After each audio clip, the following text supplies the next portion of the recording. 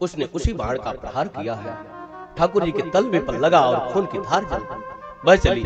चीख पुकार सुन करके दौड़ा दौड़ा आया, बहुत पछताया, हे भगवान मुझे क्षमा करें, मुझसे गलती हो गई। अर्जुन जी दौड़े दौड़े आए, किसने मेरे कन्हैया के ऊपर वार किया है, मैं इसे छोड़ नहीं सकता हूं।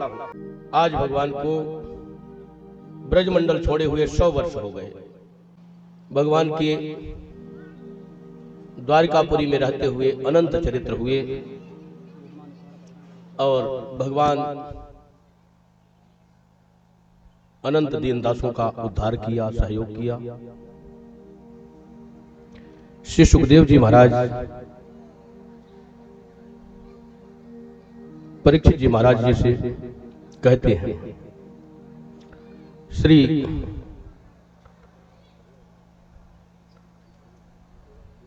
कुरुक्षेत्र में एक मेला का आयोजन हुआ, जिसमें भगवान श्री द्वारकाधीश जी ने बड़े बड़े संतों को, ज्ञानी जनों को, अमलात्मा विमलात्मा सबको, सबका आवाहन किया। माता कुंती भी आई, पांडव आए, ब्रजमंडल से गोपियां आई, राधा रानी आई, समस्त ब्रजवासी आए। सब लोग अलग अलग से अपना अपना तंबू लगाया। बहुत बड़ा संतों का समागम, मेला लगा, जैसे अभी कुंभ लगा हुआ था, लगे है अभी तो। ऐसे ही भगवान ने बहुत बड़ा आयोजन किया, बहुत बड़ा यज्ञ किया, जिसमें सब कोई पधारे। श्री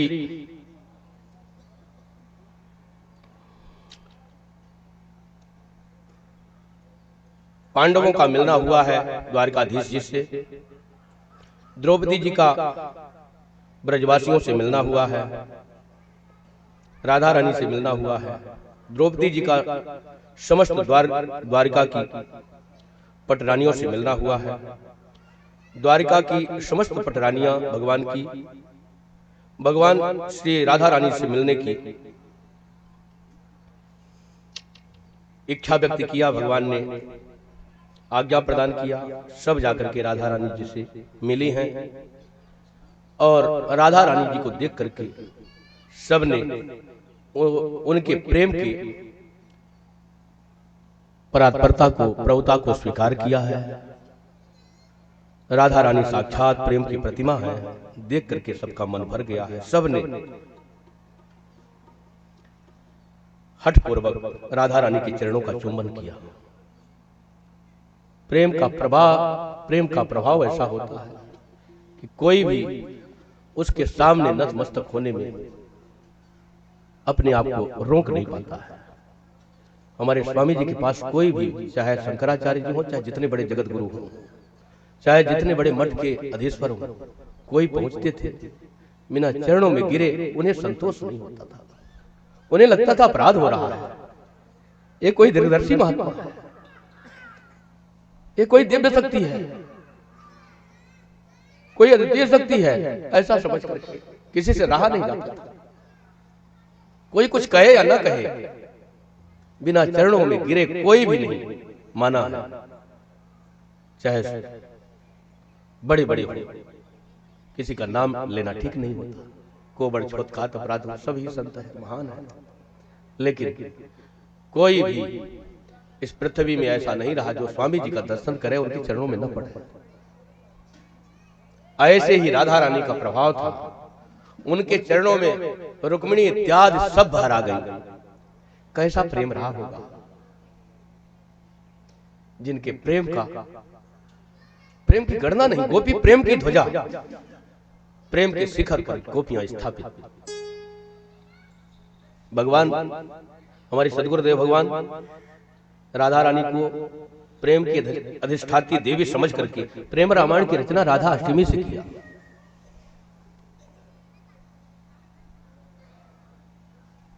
उन्होंने स्वीकार किया है कि हमारी किशोरी जी ही राधा रानी के रूप में आई हैं। ऐसी मंगलमयी किशोरी जी के चरणों का हम सब स्मरण करते हुए अब कथा को विश्राम की ओर ले चलते हैं।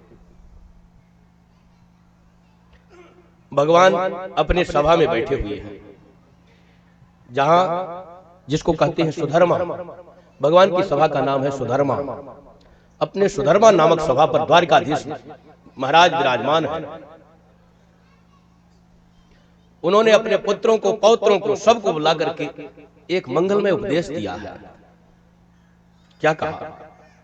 भगवान श्री कृष्ण कहते हैं, व्यक्ति को 4 चीज बिगाड़ने वाली है यदि ज्ञान न हो तो। कौन कौन? रूप, यौवन, संपत्ति, प्रभुत्तम, अविवेकता। एकैकमप्यनर्थाय किमु यत्र चतुष्टयम्। बहुत सुंदर रूप हो, बहुत अधिक बल हो, खूब संपत्ति हो और उसको पद प्रतिष्ठा मिल गई हो, बड़े पद में रहा हो गया, संपत्ति भी खूब हो, बल भी अधिक हो, रूप भी अधिक हो, तो ये चारों चीज बिगाड़ देती है यदि ज्ञान ना हो तो। और ज्ञान हो तो ये चारों चीज बहुत ऊंचाई तक ले जाने वाली है। मीरा जी ने अपने रूप का उपयोग अपने गिरधर लाल को रिझाने में किया। कितनी रूपवती थी, गिरधर को अपना पति बना करके उनको रिझाने में किया। हनुमान जी ने अपने बल का उपयोग राम जी की सेवा में किया।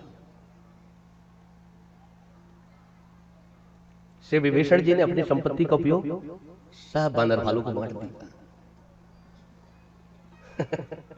बरस दिए मन अंबर सब ही, सब लुटा दिया।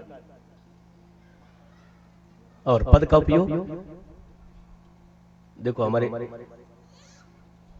सरकार के दीक्षित जी रहे, वो अपने गुरु भाइयों को कभी जेल नहीं करते थे, चाहे जितना बड़ा अपराधी हो, लेकिन हाई कोर्ट के जज रहते हुए कभी भी गुरु भाइयों को बचाया, सहयोग किया।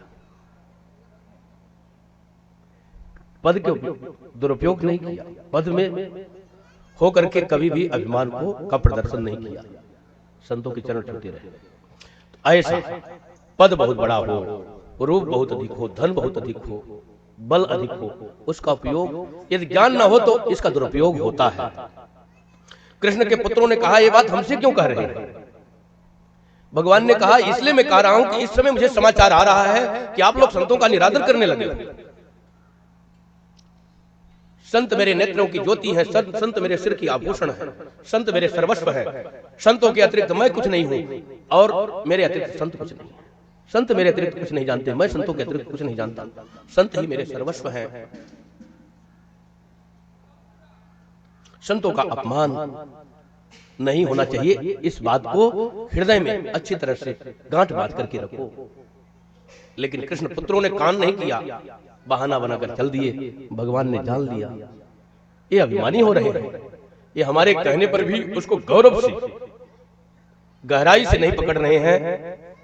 अब इनका कल्याण होना असंभव है। ठाकुर जी ने ठान लिया, मेरे जाने के बाद कहीं यही ना 56 करोड़ पृथ्वी का भार बन जाए, चलो इसको भी, इस भार को भी उतारते हुए जाओ।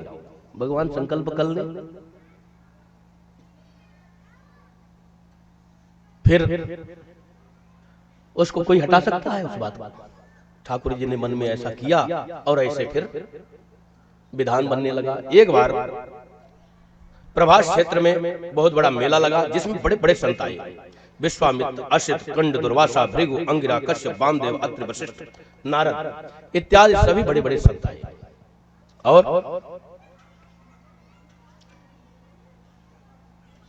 कृष्ण पुत्रों ने कहा, इनकी परीक्षा लेना चाहिए।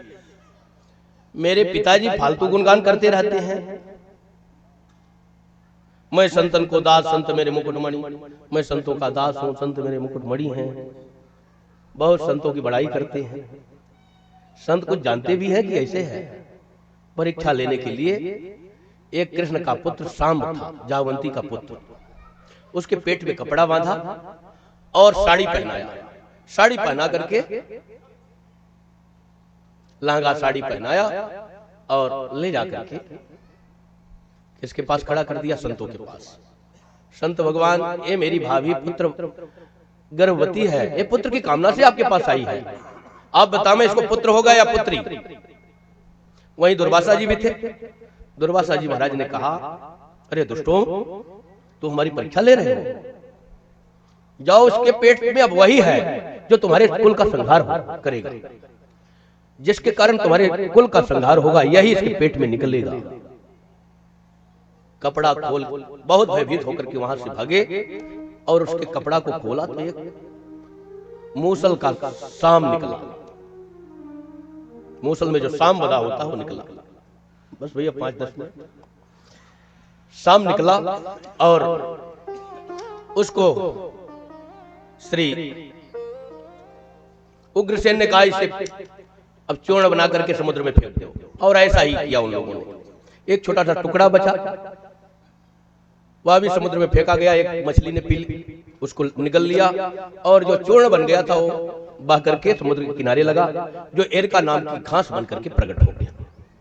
इधर जब से श्राप लगा तब से सारे यदुवंशी दुखी रहते हैं। श्री वसुदेव जी महाराज को बड़ा कष्ट रहता है।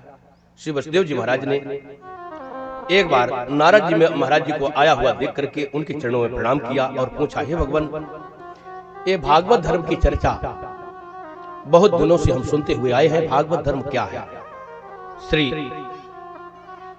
नारद जी महाराज ने कहा, नव योगेश्वरों ने जनक जी महाराज जी को भागवत धर्म की शिक्षा प्रदान किया है, उसे मैं आपको सुनाता हूं।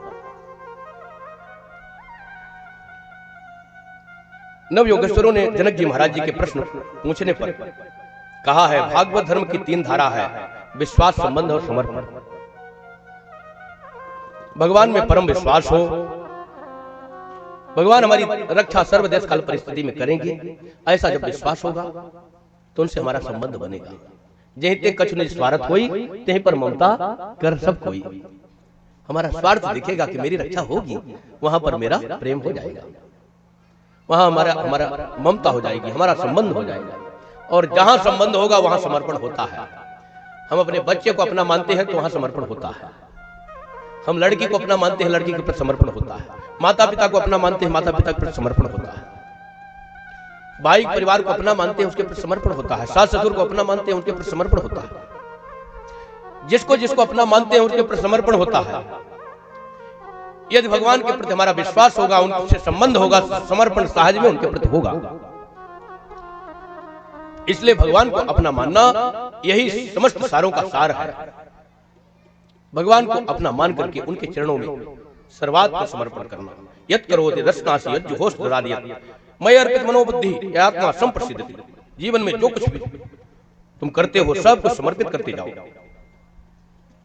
शरीर से, वाणी से, मन से, इंद्रियों से जो कुछ किया जाए सब परमात्मा को समर्पित कर दो। समर्पण दृष्टि से किया हुआ कर्म जो है उसी को भागवत धर्म कहते हैं। इस प्रकार से सरल अर्थों में सुंदर भागवत धर्म का विवेचन करके बताया गया। वास्तव में जीवन में जितने अधिक हम विश्वास को बढ़ाएंगे उतने अधिक हम परमात्मा के नजदीक पहुंचते जाएंगे। भगवान कहते हैं, न मठ में है, न मंदिर में है, न किसी कर्म में है, न धर्म में है, किस में नहीं। मैं तो हूं विश्वास में, मैं विश्वास में ही निवास करता हूं। कवने सिद्ध के बिन विश्वासा, बिन हरि भजन न भव भय नासा। जब तक अन्य में विश्वास था तब तक द्रौपदी जी की रक्षा नहीं हुई। अपने में, अपने बल का और पराय बल का विश्वास था तब तक द्रौपदी की रक्षा नहीं हुई। और जब सबका विश्वास टूट गया, दोनों हाथ उठा करके द्वारकाधीश को पुकारा, उसकी रक्षा सद्य हुई। ऐसे ही भगवान को जब हम रक्षक मानेंगे तो हमारी रक्षा तत्काल हो।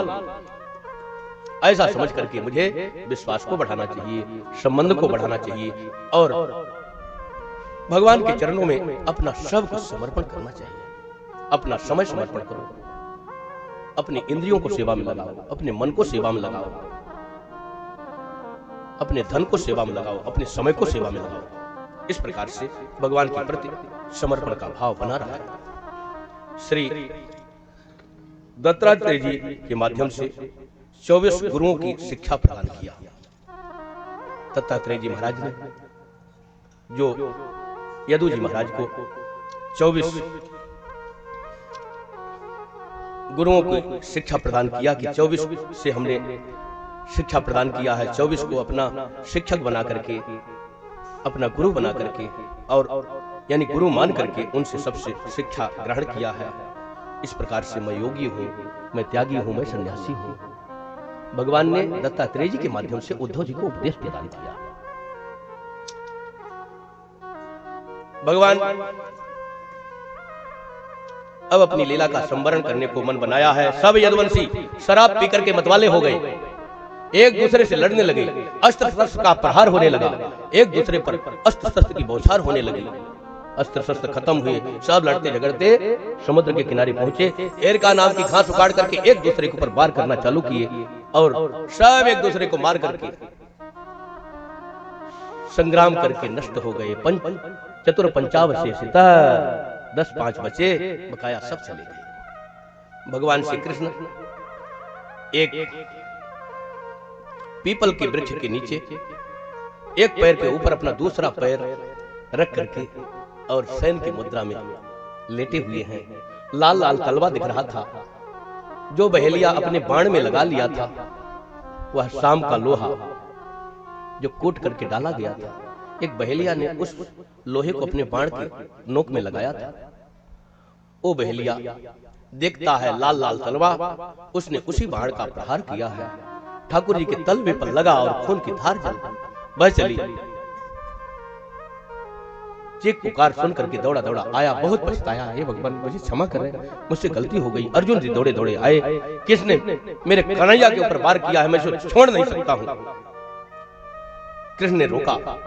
भगवान ने कहा कोई भी इसके ऊपर हाथ नहीं उठा सकता है, ये सब मेरी इच्छा से हुआ है। भगवान ने उसे स्वर्ग भेज दिया, जाओ तुम मेरी आज्ञा से स्वर्ग प्रस्थान करो। और ठाकुर जी ने कहा अर्जुन जी से, ये मेरी इच्छा है, अब मुझे यहाँ से जाना है, तुम मेरी पत्नियों को ले जाकर के राधा रानी के पास ले जाओ, वहां रहेगी तो इन्हें शांति मिलेगी। अर्जुन जी लेकर के चलते हैं। मार्ग में भगवान श्री कृष्ण ही बहेलिया का भेष बना करके, कोल भिल्ल का भेष बना करके संग्राम करके और कृष्ण पत्नियों को अपने कब्जे में कर लेते हैं। भगवान की वस्तु को कौन, भगवान के वस्तु व्यक्ति को कौन ग्रहण कर सकता है। ठाकुर जी अपने साथ सबको लेकर के अपने धाम को गए।